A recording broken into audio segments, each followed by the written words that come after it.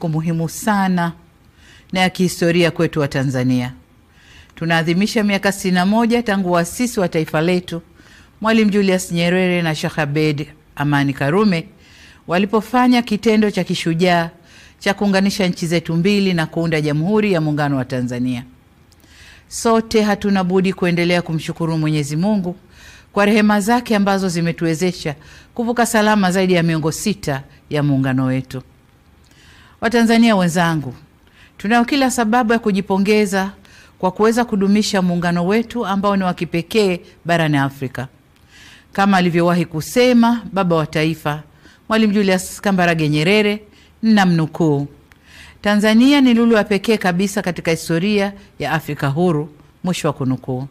Heshima na hadhi hii ya kuwa na muungano thabiti, imara, usioyumba wala kutetereka, si juhudi za serikali pekee, bali ni juhudi za Watanzania wote ambao kwa pamoja tumeamua kuendeleza na kukuza udugu, mshikamano na umoja wetu kama taifa. Kwa ujumla, tumeamua kulinda wakfu huu wa muungano tulioachiwa na wazee wetu. Nimetumia neno wakfu kwa kuwa tunu hii ya muungano wa Tanzania uliasisiwa, umelelewa na unatunzwa vyema ili uwe madhubuti na wa kudumu. Muungano huu si mali ya mtu, ila unamilikiwa na Watanzania wote. Tumuombe Mwenyezi Mungu aendelee kuwapa mapumziko mema na ya milele waasisi wa muungano huu pamoja na viongozi wote waliotangulia mbele ya haki. Aidha, tunawashukuru sana viongozi wote ambao katika nyakati za utumishi wao kwa taifa letu waliulinda muungano wetu na kukabidhi kwetu ukiwa imara. Ndugu wananchi, hakika sote tumashahidi wa mafanikio na hatua kubwa za maendeleo ambazo nchi yetu imepiga tangu mwaka 1964. Ni imani yangu ya dhati kwamba tukiendelea na umoja na mshikamano tulionao, muungano wetu utaendelea kustawi kwa manufaa ya Watanzania wote. Wakati mliponikabidhi dhamana ya kuliongoza taifa hili, niliahidi kwamba serikali ninayoiongoza itaendeleza mema yaliyopita, kuimarisha yaliyopo na kuleta mema mapya. Muungano wetu ni moja kati ya mema tulioyakuta, ambapo serikali imesimama imara katika kuulinda, kuimarisha na kuudumisha. Hivyo basi ni jambo jema kufanya maadhimisho ya sherehe za muungano kila ifikapo tarehe 26 mwezi wa 4 ya kila mwaka. Hata hivyo, kwa mwaka huu maadhimisho yatafanyika katika mikoa yote ya Tanzania na viongozi mbalimbali wa serikali wataungana na wananchi katika shughuli za uzinduzi wa miradi ya maendeleo. Pamoja na hayo, yamefanyika makongamano, michezo mbalimbali na shughuli za kitamaduni nchi nzima. Kwa kuwa mwaka huu ni mwaka wa uchaguzi mkuu nchini kwetu, serikali imeamua kuyapa maadhimisho haya kauli mbiu isemayo miaka 61 Jamhuri ya Muungano wa Tanzania. Muungano wetu ni dhamana, heshima na tunu ya taifa. Shiriki uchaguzi mkuu wa mwaka 2025. Katika ngazi ya kitaifa, kesho tarehe 26, kwa niaba ya serikali na wananchi kwa ujumla, nitatunuku nishani za muungano kwa Watanzania wenzetu kama ishara ya kutambua utumishi na mchango wao katika ujenzi wa taifa letu na katika kudumisha muungano wetu. Ndugu wananchi, ndani ya kipindi cha miaka 61 ya muungano wetu, serikali zetu ya Jamhuri ya Muungano wa Tanzania na Serikali ya Mapinduzi Zanzibar zimeendelea kushirikiana kwa karibu, kubadilishana uzoefu na kusaidiana kwa dhati. Ushirikiano huu umechochea kasi ya maendeleo ya kiuchumi, kisiasa, kijamii na kidiplomasia. Tumeweza kuimarisha amani na mshikamano wa kitaifa. Kuwepo kwa mafanikio hayo haina maana kwamba hatuna changamoto. La muhimu ni kwamba tumejiwekea mfumo mzuri wa kutatua changamoto zinapojitokeza. Hapa nataka niipongeze ofisi ya Makamu wa Rais kwa kusimamia vyema masuala ya muungano. Aidha, ninawashukuru wote waliofanya makongamano ya kueleza faida, mafanikio na changamoto zilizojitokeza katika kipindi chote na jinsi zilivyofanyiwa kazi. Ndugu wananchi, ndani ya miongo 6 tumeweza kulinda uhuru wetu na mapinduzi matukufu ya Zanzibar dhidi ya matishio mbalimbali.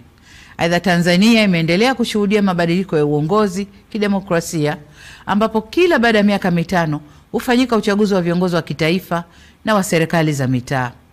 Zaidi ya hayo, muungano wetu unaendelea kuzingatia misingi ya utawala bora katika nyanja mbalimbali ikiwemo utawala wa sheria, haki za binadamu, uwazi, uwajibikaji na maridhiano. Demokrasia yetu imeendelea kukua na kuimarika, hususan kupitia falsafa yetu ya R4 ambayo itaendelea kuwa nyenzo muhimu ya kukuza ushiriki na ushirikishwaji wa wananchi kwenye masuala muhimu kwa mustakabali wa nchi yetu. Hata hivyo, nataka kusisitiza kama ambavyo nimekuwa nikisema katika majukwaa mbalimbali kwamba kutekelezwa kwa falsafa ya R4 kunaendana sambamba na kuzingatiwa kwa katiba na sheria za nchi. Kamwe falsafa hii haiwezi kuwa kisingizio cha kuvunja sheria au kujenga mazingira yanayohatarisha amani, usalama na utulivu wa nchi yetu. Dola ya Jamhuri ya Muungano wa Tanzania inasimamiwa na mihimili mitatu ambao ni serikali, bunge na mahakama. Kwa pamoja kama nchi, tumeamua pia uendeshaji wa shughuli za nchi yetu ushirikishe taasisi nyingine za ndani na nje ya nchi, taasisi za serikali na zisizo za serikali, taasisi za kidini na za kiraia.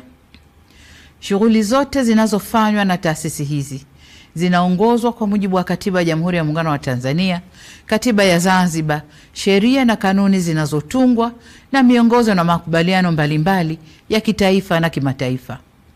Nyenzo hizi nilizozitaja zimeeleza masharti na mipaka ya kazi kwa taasisi mbalimbali zinazofanya shughuli zake hapa nchini.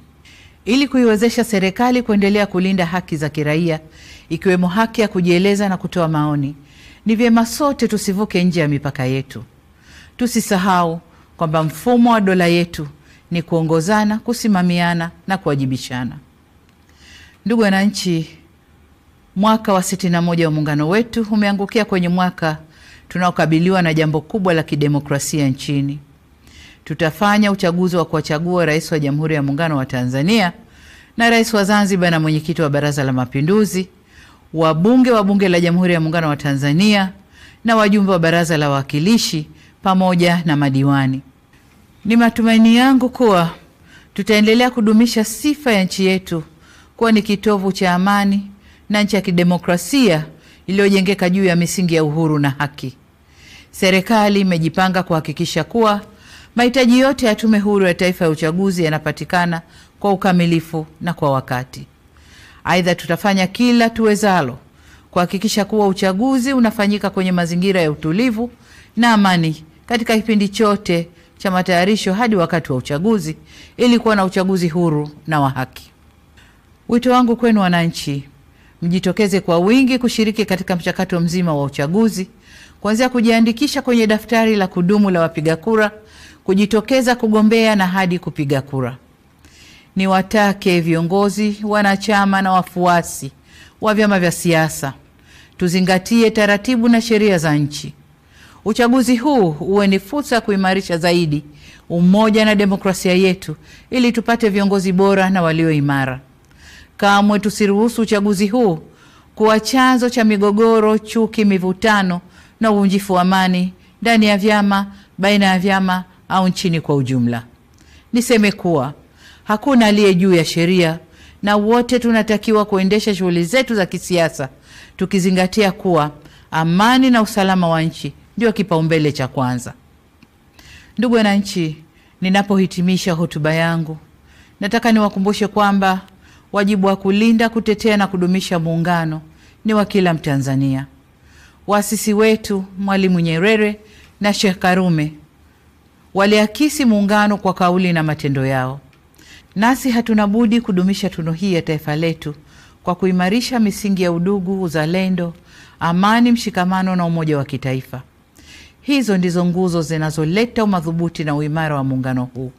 Tuilinde misingi hii ili tuweze kufikia matamanio ya waasisi wa taifa letu ya kuwa na taifa moja lenye nguvu zaidi kiuchumi, kisiasa, kijamii na kidiplomasia. Kesho tunapofikia kilele cha maadhimisho ya miaka 61 ya muungano wetu katika mikoa na wilaya zetu zote za nchi nzima, nitumie fursa hii kukutakieni Watanzania wote maadhimisho mema ya miaka 61 ya muungano.